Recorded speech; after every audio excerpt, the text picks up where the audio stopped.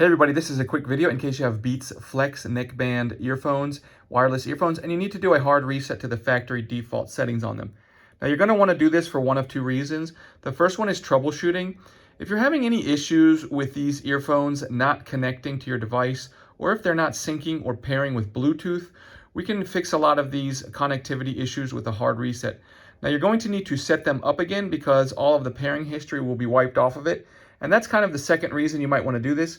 If you're just trying to get a fresh start with these earphones, like you're taking them out of the box and they're not paired with anything, we can go ahead and do that. It's real easy. All we need to do is we're going to find, on the one side, we're going to find the volume down button, and on the other side, we're going to find the power button. We're just going to press and hold both of those buttons for 15 seconds.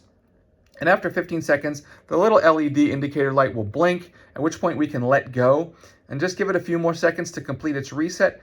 Then we can turn them on and go ahead and set these up and re-pair them as a new set of earphones.